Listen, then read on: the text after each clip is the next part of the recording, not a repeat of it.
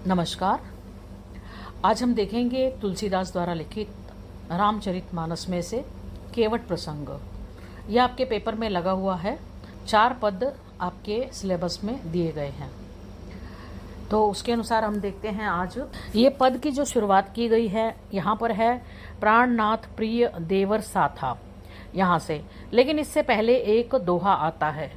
जो केवट प्रसंग शुरू होता है, पहले दोहा आता है, फिर उसके बाद प्रसंग आता है। इससे पहले दोहा आता है जब राम, लक्ष्मण और सीता वनवास के लिए जा रहे हैं। उनके जो घर के लोग होते हैं वो सीता को जाने से रोकना चाहते हैं, लेकिन सीता कहती है कि मेरा आप सभी से जो संबंध है वो राम के कारण है। अगर राम यहाँ पर नहीं रहेंगे तो मैं भी राम के साथ वन में जाऊंगी। उन लोगों को इस बात का डर होता है कि सीता बहुत ही कोमल है, बहुत ही नाजुक है, महलों में रही है, महलों में पली बड़ी है। जंगल में जहाँ पर बहुत सारे हिंस्र पशु होते हैं, वहाँ का जो माहौल होता है, बहुत धूप होगी, गर्मी होगी, ठंड होगी, इस तरह के माहौल में वो कैसे रह पाएगी। राजकुमारी है, वो ऐसे माहौल में उसका रहना बहुत मुश्किल हो जाएगा। इसलिए वो नहीं चाहते थे सीता वो उनके साथ जाए, लेकिन सीता जिद करके उनके साथ जाने के लिए तैयार हो जाती है और अपने घर वालों को समझाती है।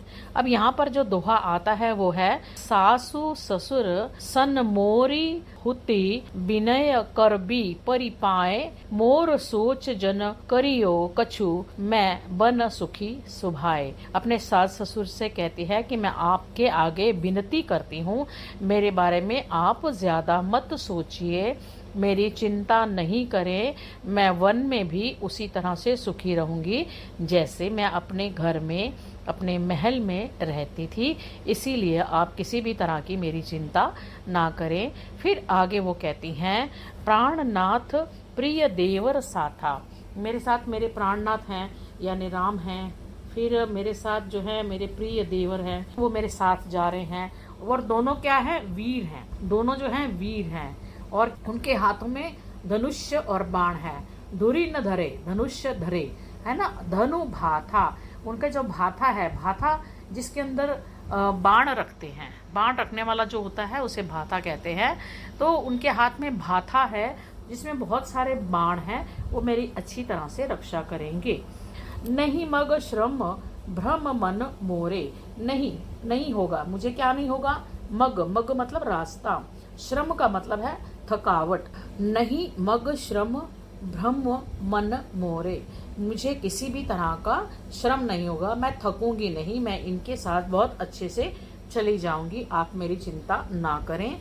श्रम का मतलब होता है थक जाना, मग का मतलब होता है रास्ता, भ्रम मन मोरे, किसी भी तरह का मेरे मन में कोई आशंका नहीं है, तो वहां पर मैं बहुत अच्छे से रह लूंगी। मोहे लगी सोच करियो जन भोरे, मेरे बारे में आप किसी भी तरह की चिंता ना करें।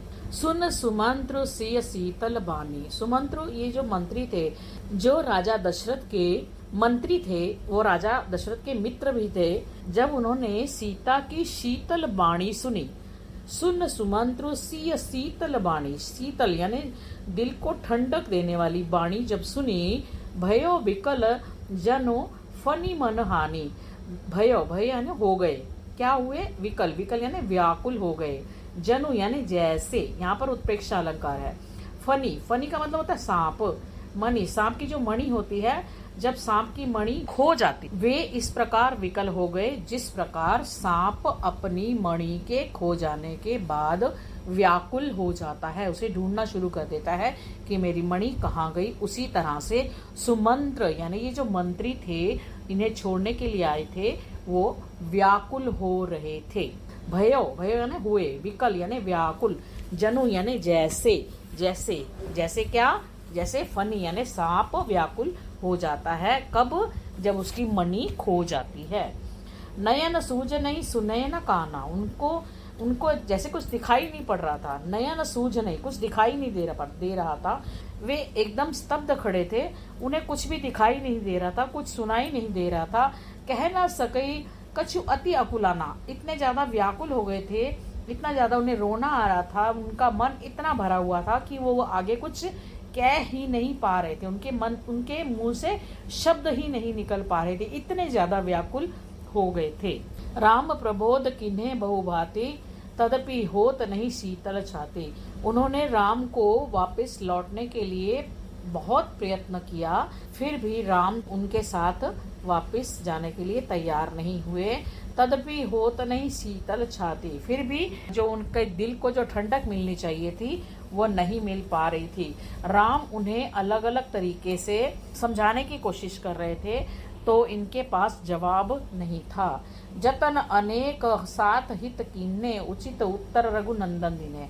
उन्होंने बहुत प्रयत्न किए, जतन यानी प्रयत्न किए, अनेक साथ हित कीन्हे, समझाने की कोशिश की कि आप जंगल में जा रहे हो तो ऐसे मत जाओ, लेकिन उन्हें हर एक प्रश्न का उत्तर राम ने इतनी अच्छी तरह से दिया कि वो निरुत्तर हो गए, वो लाजवाब हो गए। उनके पास कोई जवाब ही नहीं था कि राम ने इतने अच्छे से समझाया कि उनको समझ ही नहीं आ रहा था कि वो आगे क्या बोलें। जतन अनेक साथ हित कीन्हे, उचित उत्तर रघुनंदन दीने। मेट जाई, फिर रघुनंदन बोले, मेट जाई नहीं राम रजाई। मेट जाई, मिटा देना, मिटा देना, मिटा नहीं सकते। किसको नहीं मिटा सकते? राम रजाई, उस परमात्मा की जो इच्छा है उसको हम मिटा नहीं सकते। ऊपर वाला जो करता है वही होता है। अब ऊपर वाले की इच्छा है हमें वनवास जाना है तो हमें जाना पड़ेगा, हम उसे बदल नहीं सकते। कठिन कर्म गति कछु न बसाई, ये बहुत ही मुश्किल काम है, इसे हम बदल नहीं सकते। राम लखन सिय पदु सिर नाई, फिर उन्होंने क्या किया? राम लक्ष्मण और सीता के चरणों के ऊपर अपने सिर को झुकाकर उन्हें नमस्कार किया। फिर वो बनिक जिम मूर गवाई, और फिर वो वापिस लौटे। बनिक, बनिक यानी व्यापारी, व्यापारी, ठीक है। जिस प्रकार कोई व्यापारी है, जिमी यानी जैसे, मूर का मतलब होता है मूल, है ना, मूल, जो भी उनके पास मूल धन था, है ना, मूल धन था। उन्होंने जिस तरह से व्यापारी होता है मूल धन से बहुत सारा माल खरीदता है और फिर प्रॉफिट कमाता है उससे, और जो प्रॉफिट होता है उससे अपना घर चलाता है, और मूल धन जो बचा होता है उससे फिर से माल खरीद लेता है। तो ऐसे ये काम करते थे। लेकिन यहाँ पर उनकी हालत क्या हो गई थी कि व्यापारी का जो मूल धन था वो भी खत्म हो गया था, वो भी गंवा दिया था। देखिए, फिरियो यानी वापिस मुड़ जाना, बनिक यानी व्यापारी, जिमी यानी जैसे, मूर का मतलब होता है मूल धन गंवाई, यानी अपना मूल धन भी गंवा कर वो वहां से लौट रहे थे। फिर दोहा है, रथ हाक्यो है राम तन हेरी हेरी ही नाई, देख निषाद विषादवस धुने शीस पछताई। रथ हाक्यो, फिर उन्होंने क्या किया? अपने रथ को हाका, रथ चलाने के लिए वो ऊपर बैठ गए, रथ के ऊपर बैठ गए, और क्या किया? घोड़ों को इशारा किया कि वो अब चलना शुरू करे। और घोड़े क्या कर रहे थे? रथ हाकियो, है का मतलब है घोड़े, राम तन, राम की तरफ, है राम तन हेरी हेरी हिनाए, हेरी हेरी मतलब देख कर, जो घोड़े थे वो राम की तरफ देख देख कर हिनहिना रहे थे, यानी कि वो जो पशु थे वो भी वापस नहीं जाना चाहते थे। इनडायरेक्टली जैसे वो भी कह रहे हैं कि राम तुम यहाँ पर क्या कर रहे हो, तुम्हें घर चलना चाहिए, वो भी जाने के लिए तैयार नहीं थे। रथ हाकियो, है मतलब घोड़े, जो घोड़े थे उनके साथ, है घोड़े जो थे वो राम की तरफ देख रहे थे और क्या कर रहे थे? हिनहिना रहे थे, है ना, जैसे वो चलने के लिए तैयार नहीं थे। देख निषाद विषाद वस धुने सिर पछताए। देख निषाद, निषाद यानी जो या आदिवासी लोग होते हैं वो, देख निषाद विषाद वस, विषाद मतलब दुखी होकर, धुने शीस पछताए, वो पछता रहे थे और अपना सिर धुन रहे थे, क्योंकि किसी के आगे उनकी कुछ भी नहीं चल रही थी। उन्हें ये अच्छा नहीं लग रहा था कि राम जो है ये सब कुछ छोड़ छाड़ कर जा रहे हैं।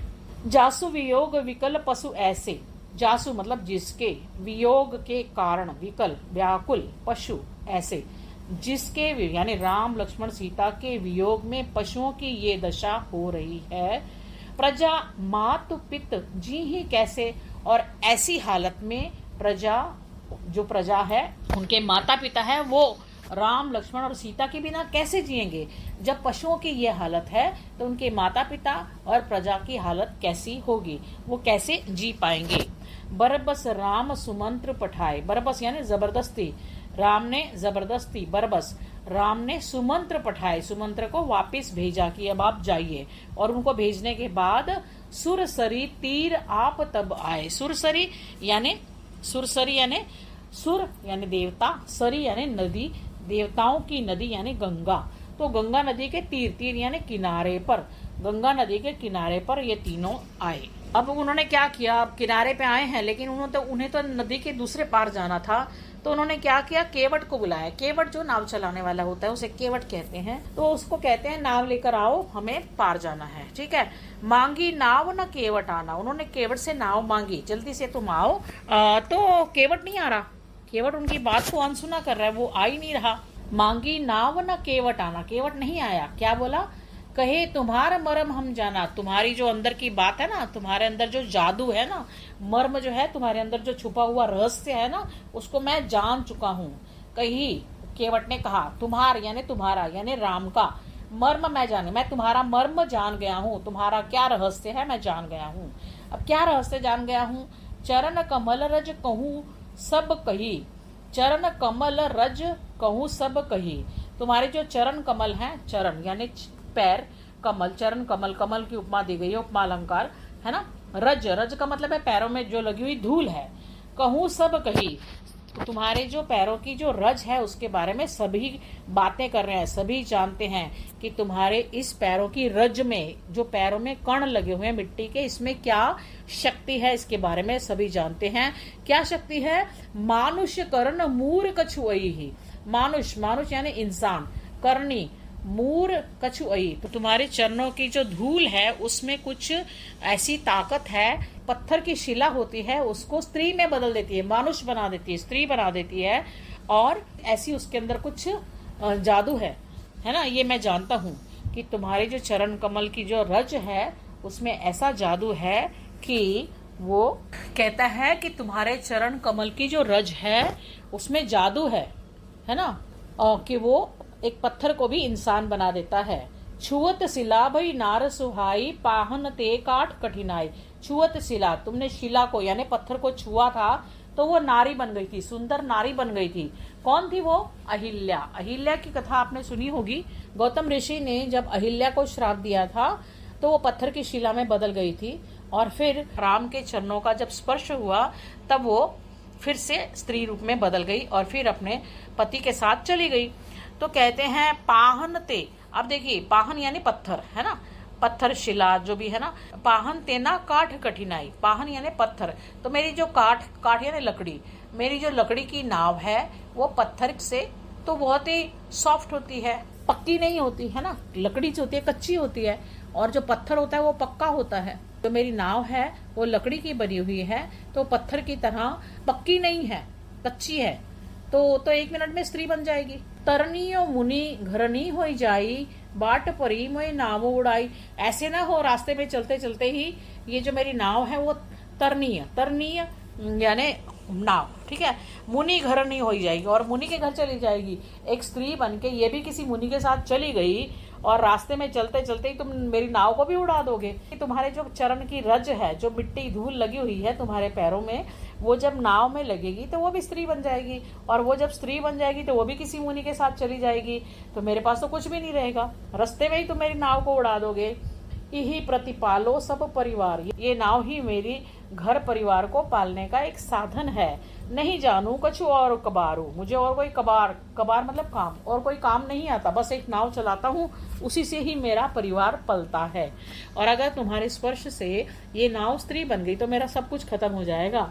जो प्रभु पार आवस का चौहो, अगर प्रभु आपने उस किनारे पर जाना है, जो प्रभु पार आवस का चौहो मोहे पद पदम पखार न कहूँ, तो मुझे आज्ञा दो कि मैं तुम्हारे चरण कमलों को पखार दूं। पखारना यानी धोना।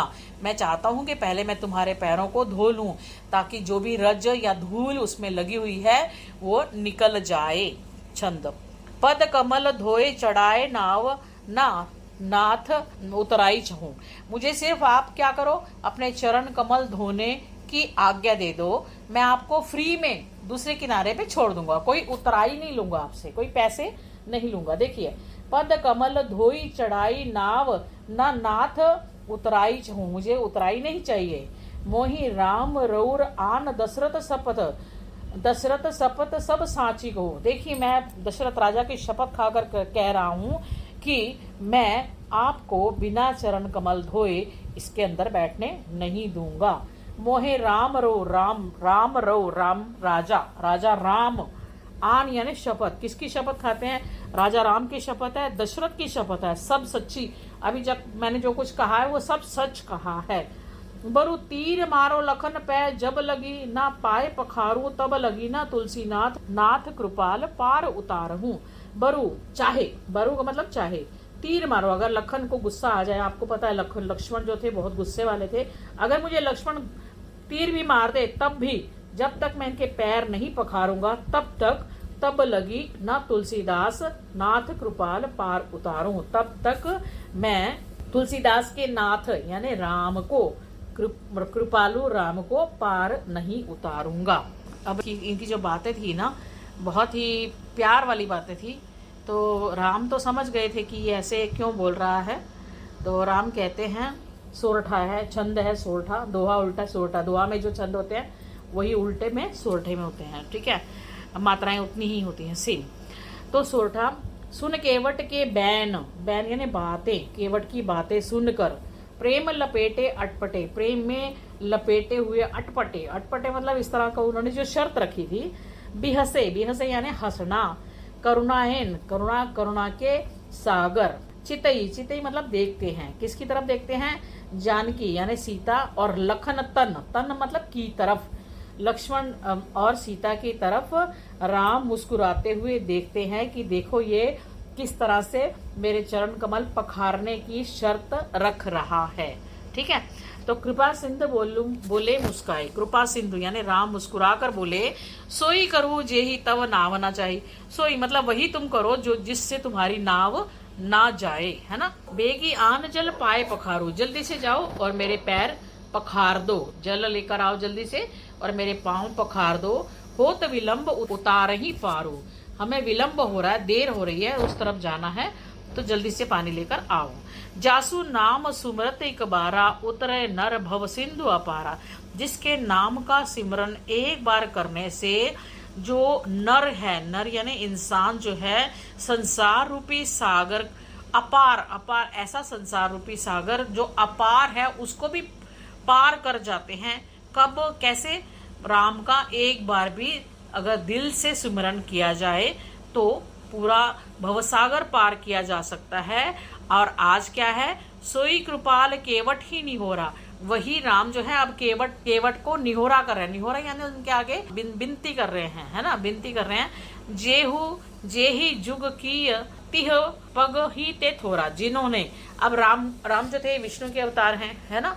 आपको ये भी पता होगा, एक कथा है, बलि राजा जो था उसने देवताओं के ऊपर भी उसने आक्रमण किया था, तो अब वो किसी तरीके से अपने रास्ते से हटाना था, तो विष्णु जो थे वामन का अवतार लेकर आते हैं और उन्हें ये पता था कि राजा बलि जो है हमेशा जो भी दान मांगा जाता है वो जरूर देता है।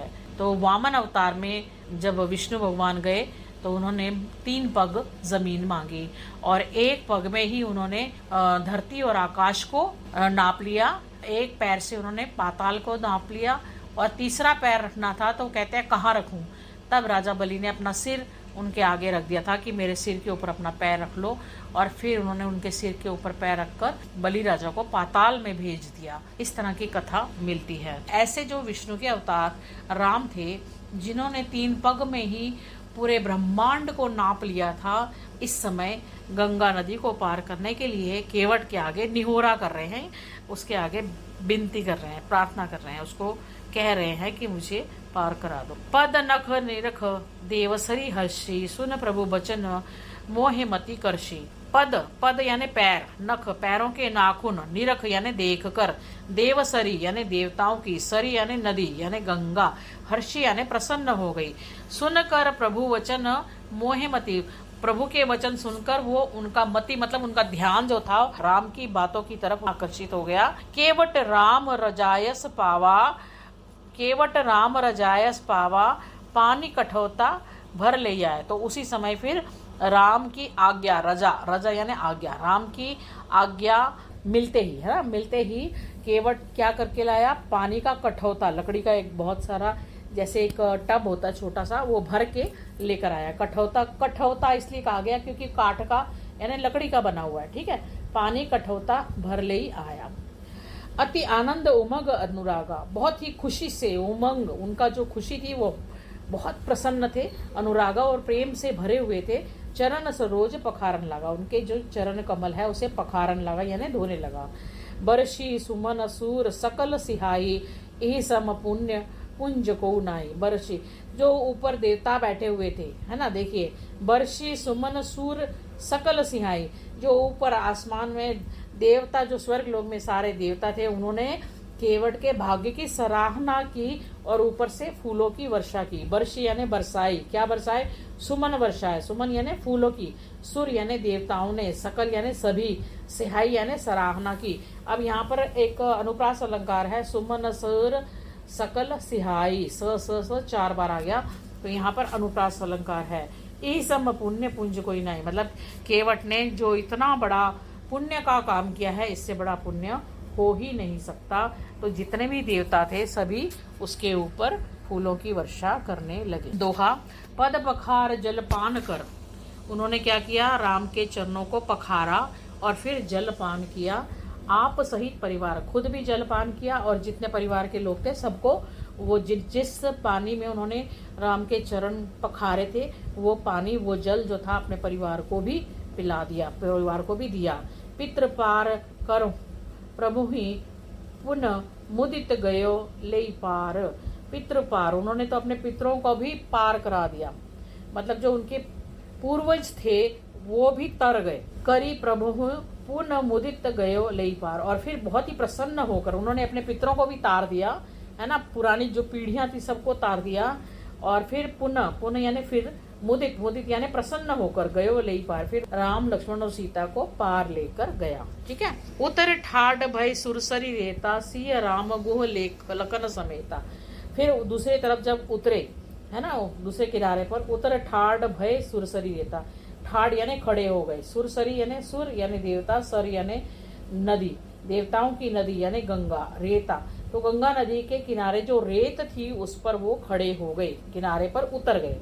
सी राम गुह लखन समेता, तो कौन कौन उतरे थे? सीता, राम, गुह, गुह का मतलब है उनके साथ एक आदिवासी व्यक्ति था जो उनके साथ उतरा था।